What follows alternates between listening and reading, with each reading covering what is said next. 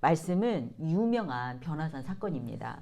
오늘 예수님께서는 아직 그 십자가의 죽음과 부활을 하지 않으셨는데 부활하시고 천국에서의 모습과 같은 영광의 광채, 즉 하나님이신 신적인 모습을 우리에게 미리 보여주셨습니다. 왜 그렇게 보여주셨을까요? 지난주에 예수님께서는 제자들에게 예루살렘에 올라가서 장로들과 바리새인과 서기관들에게 고난을 받고 십자가에 죽으신 후에 3일 만에 다시 살아날 것이라는 말씀을 미리 하셨습니다. 마태복음에서 처음 보여주는 첫 번째 순환 예고였습니다. 그리고 이어서 제자들에게 너희가 나를 따르려거든 자신을 부인하고 자기 십자가를 지고 나를 따르라고 말씀하셨죠. 이때의 제자들은 그 믿음이 어땠을까요? 그 마음이 어땠을까요? 아직 제자들은 예수님에 대한 그 신적인 확신도 아직 없었고 또 예수님이 메시아라는 그 사실은 어렴풋이 알고 있었지만 그 메시아라는 사실에 왜곡을 시켜서 자신들이 원하는 그런 메시아를 원하고 있었습니다. 그렇기 때문에 그들은 혼란스러웠고 그 말을 듣고 또 한편으로는 두려운 마음도 있었을 것입니다. 예수님이 돌아가시다니. 지금 우리가 믿음이 부족할 때 저와 여러분에게 생기는 그런 혼란스러운 모습이기도 할 것입니다. 우리가 믿음이 부족할 때는 한편으로 염려와 두려움이 오잖아요. 예, 그래서 예수님께서는 제자들에게 그 자신의 오늘 본문처럼 영광스러운 모습, 어떤 신으로서의 존재, 진정한 메시아로서의 어떤 정체성을 확실하게 보여줌으로써 제자들에게 믿음과 용기를 주기 위함이 아니었을까 하는 생각이 듭니다. 예수님을 따르는 십자가의 길은 쉽지 않습니다. 다 그동안 걸어오신 여정 가운데 다 느끼시지요. 또 아직 믿음이 부족한 제자들에게 그리고 또 오늘날 예수님의 제자로 이 신앙의 길을 걸어가고 있는 저와 여러분에게 우리의 삶의 여정 가운데서 또 그리고 신앙의 여정 가운데서 두려움과 염려가 찾아올 때 또는 믿음이 흔들릴 때 혹은 제자의 길을 포기하고 싶고 세상의 길로 쫓아 살아가고 싶어질 때에 오늘 예수님께서 보여주신 이 하나님이신 예수님의 모습 또 너희가 믿고 있는 예수 바로 내가 진정으로 믿고 따라야 할 존재라는 것을 알려주시기 위한 것이 아닐까 생각됩니다. 이러한 추측이 아니더라도 우리가 이 본문을 통해서 확실히 알 수 있는 것은 저와 여러분이 믿고 있는 예수님 또 세상의 모든 인류를 구원하실 그 예수님은 누구인가에 대한 확실한 증거가 되는 본문입니다. 그분의 영광된 모습을 이렇게 보여줌으로써 그분의 정체성을 확실하게 알 수 있습니다. 우리의 신앙의 중심이 되는 예수님은 하나님의 영광을 입으신 참 하나님이심을 믿으시기 바랍니다. 그러므로 오늘 예수님께서 제자들에게 제자의 길을 하기 위해서 보여주시는 영광된 모습입니다. 그렇다면 예수님께서 제자들에게 바라시는 제자의 길은 어떻게 우리가 걸어가야 할까요? 첫째는 예수님은 누구인가를 분명하게 알아야 합니다. 1절에서 2절입니다. 엿새 후에 예수께서 베드로와 야고보와 그 형제 요한을 데리시고 높은 산에 올라가셨더니 그들 앞에서 변형되사 그 얼굴이 해같이 빛나며 옷이 빛과 같이 희어졌더라. 아멘.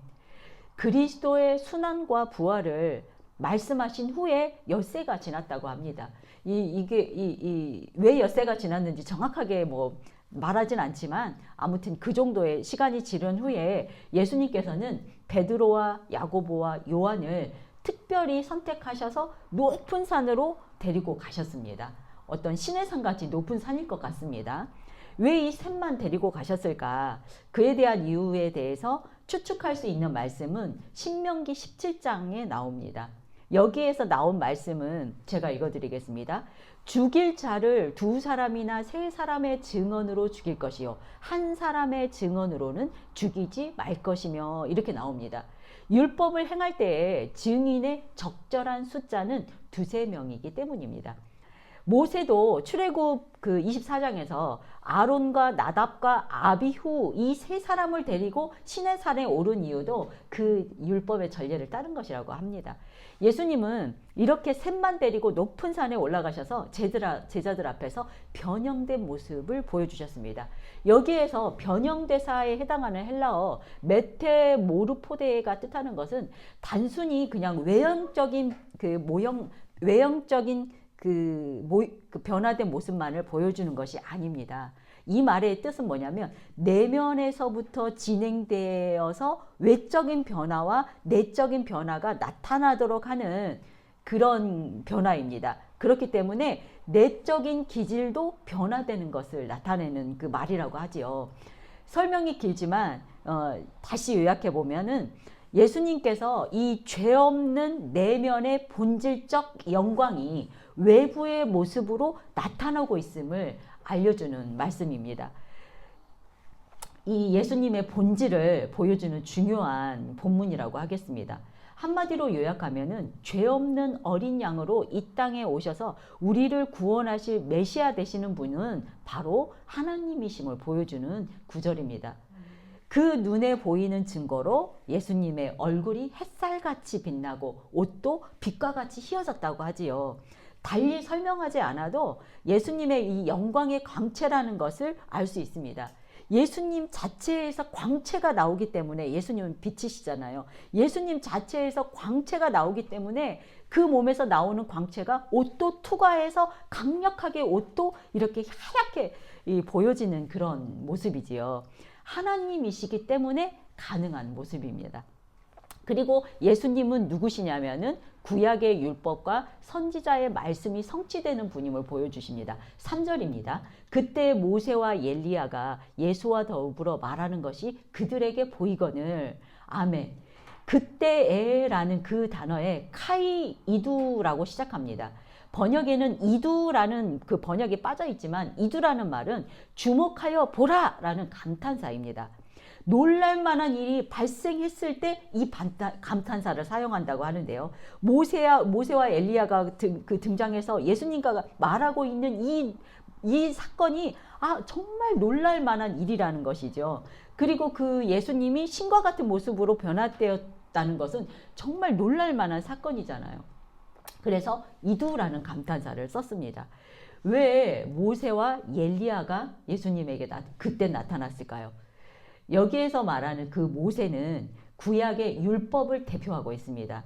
그리고 엘리야는 예언을 대표하는 선지자라고 합니다.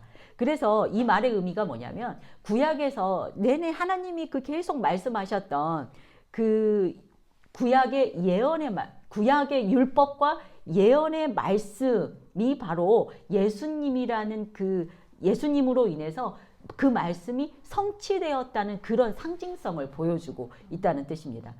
예수님께서는 그들과 더불어 지금 말씀하고 계십니다. 여기에 더불어 말하다라의 헬라어 그 쉘랄룬테스는 그냥 이야기하다 그런 뜻이 아닙니다. 여기에 그 말의 헬라어의 뜻이 뭐냐면 신중히 상의했다라는 뜻을 가지고 있다고 합니다. 그러니 예수님과 엘리야와 그 모세가 그냥 단순히 거기서 얘기했던 것이 아니라 중요한 일을 함께 신중하게 의논했다 그런 표현입니다. 여기에서 무슨 말에 대해서 상의했는지는 나와 있지 않지만은 이 병행 구절이 누가복음 9장에서는 나와 있습니다. 장차 예수께서 예루살렘에서 별세하실 것을 말할세라고 나와 있습니다. 그러니까 구원을 위한 예수님의 고난과 죽음을 신중히 지금 상의하고 있다는 그런 말씀입니다. 여기에 쓰여진 보이거늘에 해당하는 헬라어도 부정과거 직설법이라고 하죠. 부정과거의 용법은 분명히 체험한 역사적인 사건을 나타낼 때 쓰는 용법이라고 합니다. 그러니 지금 일어나고 있는 이 변화산의 사건은 환상이나 꾸며낸 얘기가 아니라 직접 누군가 보고 체험한 것을 객관적인 사실을 역사적 사실이라는 것을 표현하는 그런 강조하는 표현이라고 하겠죠. 예수님께서 보여주시는 이 예수님이 누구인가를 오늘 정리해 보면은 예수님은 하나님이시고 네, 그리고 구약의 율법과 선지자의 말씀을 성취하시는 분이라는 것을 알 수 있습니다. 믿으십니까? 아멘이시죠? 예수님께서 제자들에게 바라시는 제자의 길을 또한 우리는 어떻게 걸어가야 할까요? 두 번째, 그분의 말씀을 들어야 합니다. 다른 말로 하면은 순종입니다. 5절입니다. 말할 때 호련히 빛난 구름이 그들을 덮으며 구름 속에서 소리가 나서 이르시되 이는 내 사랑하는 아들이요 내 기뻐하는 자니 너희는 그의 말을 들으라 하시는지라. 아멘. 하나님은 빛의 근원이시기 때문에 빛난 구름이 그들을 덮었다라는 표현은 우리가 그 성경 말씀에 셰카이나 영광이라고 들어보셨죠? 하나님의 임재가 나타날 때 셰카이나 영광을 씁니다. 이 호련이라는 단어를 삽입함으로써 지금 이 상황이 돌발적인 사건이라는 것을 말해줍니다. 우리 성경에서는 생략되었지만 여기 이 서두에도 이두라는 헬라어가 사용되었습니다. 주목하여 보라 라는 뜻이죠. 지금 이 상황도 예상치 못하게 놀라운 사건임을 나타냅니다. 마태는 예수님의 변화된 모습에 놀랐고 또 한번 하나님의 임재도 놀랐다는 표현을 이 이두라는 표현을 두 번 써서 사용함으로써 어떤 별난 구름과 그 속에서 들려지는 하나님의 음성, 예수님의 권위, 하나님의 권위를 가지신 그런 모습을 이 시각적인 효과와 청각적인 효과를 생생하게 사용함으로써 이 사건을 부각시키고 있는 것입니다. 그리고 하나님이 말씀하시지요. 너희는 저의 말을 들으라. 예수님의 말을 들으라. 예수님의 말에 순종하라는 뜻입니다.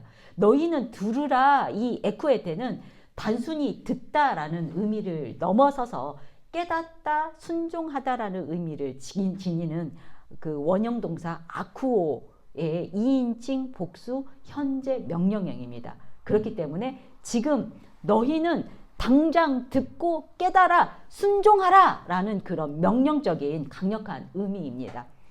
왜 이렇게 하나님께서 직접 강력하게 말씀하실까요? 베드로의 행동을 보면 알 수 있습니다. 그 산에서 하나님의 이 영광을 경험하는 현장에서도 베드로는 세상을 쫓아서 살아가려 하기 때문입니다. 저와 여러분도 만약 그 자리에 있었다면 이와 베드로와 뭐 별반 다르지 않을 것 같죠. 4절입니다. 베드로가 예수께 여쭈어 이르되 주여 우리가 여기가 좋사오니 만일 주께서 원하시면 내가 여기에 초막셋을 짓는데 하나는 주님을 위해서 또 하나는 모세를 위해서 하나는 엘리야를 위해서 하리이다. 아멘. 우리가 여기 있는 것이 좋사오니 베드로는 예수님의 영광된 이 변화된 모습을 보고서도 무섭기도 하지만 한편으로는 하나님의 이 광채 앞에서 황홀경을 느끼는 것입니다. 그래서 산 아래로 내려가기가 싫었습니다. 여기가 천국이었던 것입니다. 이 순간. 그리고 초막셋을 짓자고 하지요. 하나는 주님을 위해서 짓고 하나는 모세를 위해서 짓고 또 하나는 엘리야를 위해서 짓겠다고 말을 합니다. 이 드라마만 보면은 주님을 위해서 이렇게 말하고 있지요. 그러나 베드로의 마음속에는 이 자신의 욕망을 위한 것임을 알 수 있습니다. 선한 말로 포장은 잘했지만 예수님이 왜 이 장면을 자신들에게 보여주는 것인지 알지 못하고 이해하지 못하기 때문에 십자가의 고난 없이 영광만을 누리고자 하는 우리 인간적인 욕심에서 비롯된 어리석은 말이라고 하겠습니다. 우리가 거기에 똑같이 있었을지라도 아마 베드로와 같은 반응이었을 것 같습니다. 우리도 여기가 좋사오니 했겠지요. 지난주에 나누었던 말씀 가이사랴 빌립보에서 베드로가 예수님에게 그 메시아의 길을 막고자 했던 그런 행위와 말을 연결해서 볼 때 지금 이 말은 제자들에게 너무 중요한 말입니다. 바로 전에 주는 그리스도시요 살아계신 하나님의 아들입니다. 이렇게 고백을 했는데도 예수님의 고난과 죽음을 이야기하시자마자 화를 내면서 따지고 항변했던 베드로입니다. 이 베드로와 제자들은 예수님의 이 고난과 죽음의 의미를 지금 아직까지도 이해하지 못하고 있습니다. 그렇기 때문에 하나님께서는 하나님의 영광을 보여줌으로써 예수님의 이 메시아 되심을 분명하게 확증시켜주고 있고, 이 의미가 뭐냐면 예수님께서 어떤 말씀을 하시고 어떤 일을 하시더라도 너희는 그저 순종하는 것만이 너희가 걸어가야 할 길이라는 것을 알려주는 것입니다. 예, 그러나 이 제자들은 다 이해하지 못하고 예수님께서 십자가에 달리실 때는 또 다 흩어지고 말았지요. 예, 우리의 연약한 모습입니다. 그러므로 제자된 저와 여러분은 오늘 본문에서 예수님께서 말씀하시고자 하는 그 제자들이 걸어가야 할 길을 걸어가기 위해서는 너희가 믿음이 흔들리고 세상의 말을 듣고 싶어 할 때마다 오직 말씀에 순종하는 길만이 예수님의 살 길이라는 것, 제자의 갈 길이라는 것을 이렇게 사랑이 담긴 표현을 통해서 말씀해주고 있습니다. 예수님만을 바라보고 예수님의 말씀만을 듣는 것이 제자된 삶의 본질임을 잊지 마시기 바랍니다. 예수님께서 제자들에게 바라시는 길은 어떻게 걸어가야 할까? 세 번째, 영광은 십자가 뒤에 온다는 것을 알아야 합니다. 9절입니다. 그들이 산에서 내려올 때 예수께서 명하여 이르시되 인자가 죽은 자 가운데서 살아나기 전에는 지금 본 것을 아무에게도 이르지 말라 하십니다. 예, 변화된 예수님의 모습은 예수님의 정체성을 나타내는 중요한 것인데 왜 비밀로 하라고 하셨을까요? 주님께서는 자신이 메시아라는 사실과 예수님 앞으로 있을 그 십자가의 사건조차도 때를 기다려서 제자들에게 계시하셨던 것처럼 이 변화산상의 사건도 신중을 기하고 계십니다. 아무리 중요한 일이라 할지라도 때가 이르기까지는 함부로 말하지 말라는 것을 명하시는 것입니다. 네, 왜 비밀을 엄수하라 이르실까요? 베드로, 요한, 야고보 이 세 사람을 왜 선택하시고 하늘의 광채를 보여주시는 걸 허락하셨을까? 우리들은 정확하게 알 수 없지만 이들은 모두 특별한 사명을 다 감당했던 사람들입니다. 베드로는 모든 그 제자들의 대표로서 초대교회를 이끌었던 그 책임이 주어졌고 그 일을 다 감당했었죠. 야고보는 최초의 순교자가 되었고 초대 예루살렘을 이끌었었죠. 요한에게는 마지막까지 남아서 그리스도의 계시를 전하는 사명이 있었습니다. 예수님의 특별한 어떤 제자가 되어서 이 큰 사명을 감당하기 위해서는 변화산 사건 같은 그런 어떤 환상 같은 영적인 그런 경험을 해야만 하는 것일까 하는 생각이 드시디요.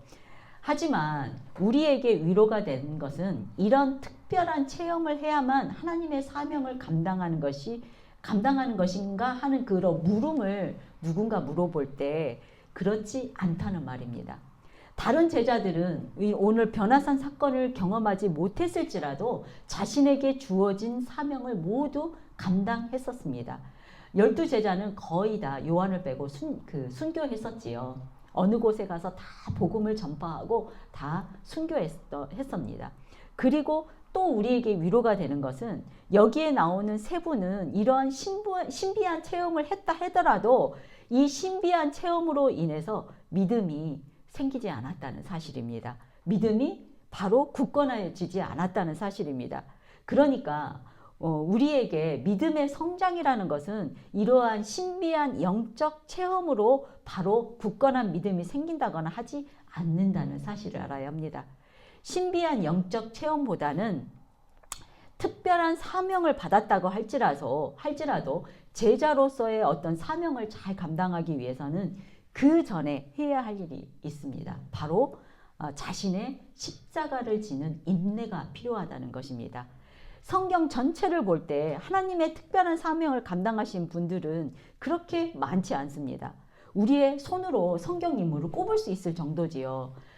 예를 들어서 노아, 모세, 여호수아, 다윗, 엘리야, 이사야, 호세야, 에레미야, 다니엘, 베드로와 또 그 12제자들, 또 바울, 이 등등 몇몇을 우리가 뺐다고 할지라도 이 성경의 4000년의 역사로 볼 때 특별한 사명을 감당한 인물은 그렇게 많지 않습니다. 셀 수 없이 나와 있지 않습니다. 이들의 공통점을 보면은 구약시대나 신약시대나 다 같이 인내와 훈련의 시간, 자신의 십자가를 지는 시간이 있었다는 것입니다. 그 인내 훈련 후에야 자신들의 기질과 성품을 다 내려놓고 오직 하나님만을 바라보도록 하는 그런 시간이 필요했었다는 공통점이 있습니다. 동일하게 이분들은 사람이 아닌 하나님만 바라보았기에 자신에게 주어진 그 사명을 감당하는 것이 가능했었다는 뜻입니다. 예, 노아를 잠깐 볼까요? 사람들의 조롱 속에서도 120년 동안 방주를 만들었습니다. 당대의 의인으로 하나님을 신실하게 믿었기 때문에 하나님께서 선택하셔서 그를 사용하셨지요. 모세 또한 40년이라는 광야 생활이 있었습니다. 그리고 그를 통해서 이스라엘 백성을 구원해냈습니다.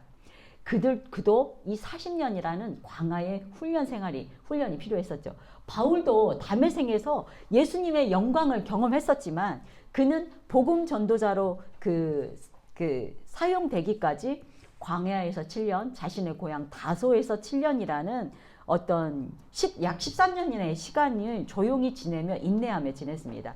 바나바가 그를 찾아와서 사도로 세워주기 시작한 그 시점부터 그는 사명을 감당했지만 그렇더라도 그는 처음에 예루살렘에 갔을 때 다 그를 반기는 사람이 하나도 없었습니다. 그의 인내와 훈련의 시간은 계속되었지만은 그는 그 십자가를 지고 자신의 사명을 다 감당했습니다. 결국 그는 그 신약 대부분의 이거 뭐라고 그러죠? 신약 대부분의 이 서신서를 다 13개나 썼습니다. 그가 다녔던 전도 여행도 너무 많아서 우리가 다 외울 수 없을 정도지요. 예, 그가 다메섹에서 예수님을 직접 만나는 신비한 체험은 영광과 축복이었습니다. 그러나 그가 감당해야 했던 그 많은 고난과 고통은 이루 말로 표현할 수 없었지요. 고린도후서에 자기가 당했던 그 고난과 그 십자가의 길을 고백하고 있습니다. 제가 읽어드리겠습니다. 나는 그들보다 수고를 더 많이 했고 감옥에도 더 많이 갇혔고 매는 수도 없이 맞았고 죽을 뻔한 일도 여러 번 있었다.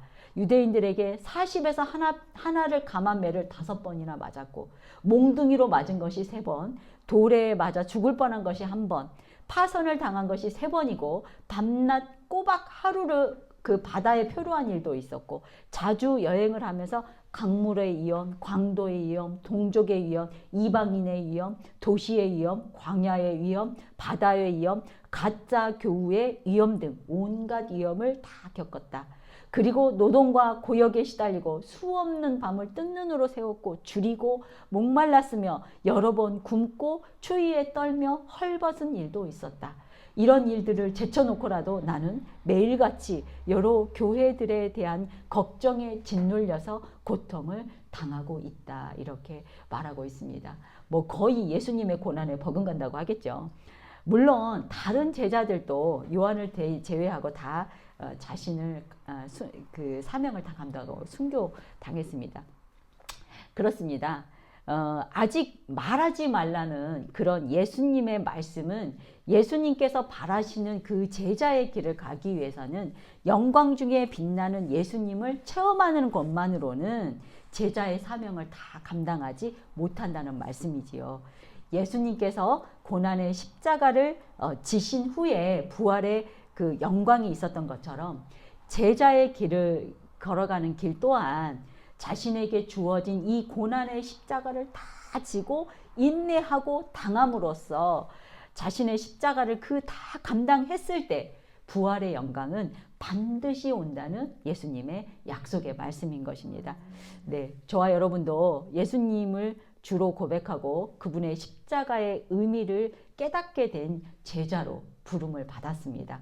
바울과 같은 그런 특별한 사명을 받지 않고 그 일은 감당할 수 없다 할지라도 또한 베드로와 같이 교회를 이끌어야 하는 그런 사명은 없다 해도 혹은 요한과 같이 계시를 받아 전해야 하는 사명이 없다 해도 저와 여러분에게는 각자 지고 가야 할 십자가와 사명이 있습니다. 우리는 이 길을 피해갈 수가 없습니다. 각자의 고난과 순환에는 그 크기와 무게는 다 차이는 있겠지만 하나도 없다고 말할 수는 없습니다. 네, 모두 있습니다. 그러므로 우리 모두에게는 각자에게 주어진 사명이 다 있다는 말씀입니다. 크든지 작든지 그리고 사명을 감당해야 합니다. 아무리 작은 십자가라 할지라도 자기의 십자가를 잘 감당하기만 한다면 하나님이 기뻐하신다는 뜻이지요. 착하고 충성된 종이라 칭찬받을 것이라는 말씀입니다. 예. 그러나 우리가 여기서 알아야 될 마지막 말은 아무리 작은 십자가라 할지라도 나의 힘으로, 나의 노력으로 그 길을 갈 수는 없습니다. 그렇기에 오늘 본문에서 예수님께서는 내가 누구인가 너희가 제대로 알게 하셨습니다. 그의 가르침에 따라, 예수님의 가르침에 따라 매 순간 영광의 예수님은 바라보는 삶을 살아야 한다는 뜻입니다. 그렇게 할 때 우리는, 연약한 우리는 예수님의 말씀에 순종할 수 있습니다. 그리고 또 그렇게 해야만 저와 여러분이 자신에게 주어진 십자가를 지고 인내하며 예수님을 따르는 삶을 살 수 있다는 것입니다. 믿으십니까?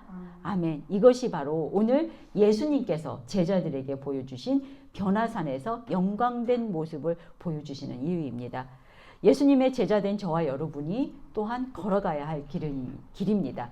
예수님만을 바라보는 믿음과 순종으로 자신의 십자가를 감당하는 인내로 나에게 주어진 사명을 다 감당하시기를 예수님의 이름으로 축원드립니다. 아멘. 네, 오늘 말씀을 기억하시면서 결단의 기도하시겠습니다.